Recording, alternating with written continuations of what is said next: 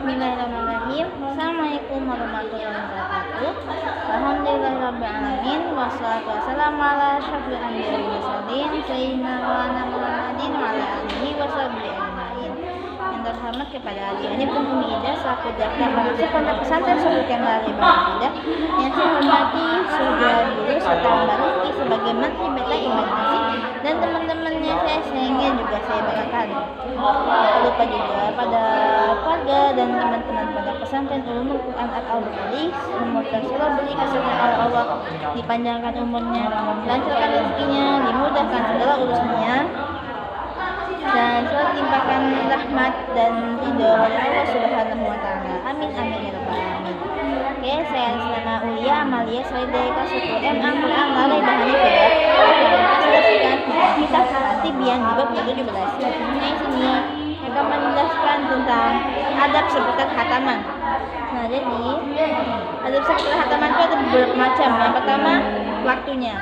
Nah, waktunya itu yang paling dianjurkan itu adalah pada awal siang dan ada juga pada awal malam. Nah, beberapa yang dilakukan oleh qori itu dilakukan saat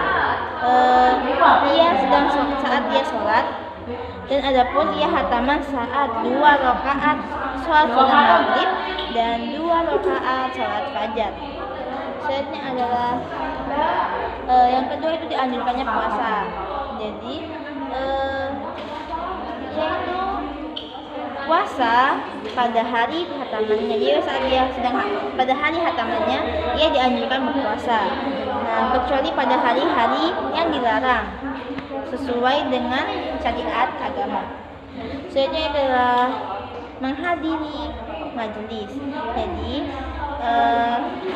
bagi para wanita yang sedang datang bulan, haid atau dalam keadaan yang tidak memungkinkan, ia diwajibkan pergi ke suatu majelis, masjid atau musola untuk menyaksikan kebaikan dan dakwah yang sedang disampaikan. Atau apabila kita sedang mendengar ada orang sedang khataman, maka jika mereka selesai khataman, beritahulah agar kita dapat menyaksikan khataman tersebut. Selanjutnya adalah memanjatkan doa. Jadi setelah kita membaca khataman Quran, selesai kita membaca khataman, itu kita wajib berdoa. Jadi barang siapa yang berdoa selesai ia membaca khataman, maka ia akan dikerudungi oleh 400 malaikat yang akan mengamin doanya. Amin amin amin.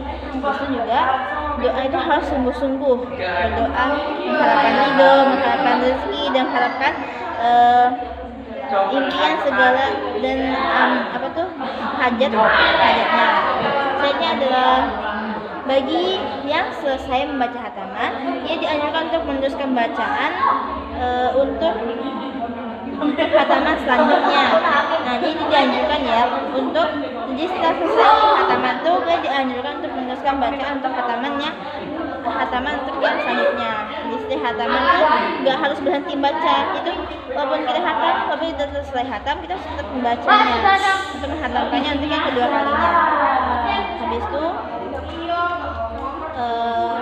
harus itu dijelaskan, Rasulullah pernah berkata, memulailah membaca Al-Quran dan menghatamkannya. Selanjutnya adalah adab terhadap Al-Quran. Itu yang pertama adalah wajib memuliakan Al-Quran. Itu kita harus menjaga kesuciannya dan menjaga kemurniannya. Itu menjaga kemurniannya itu harus secara mutlak.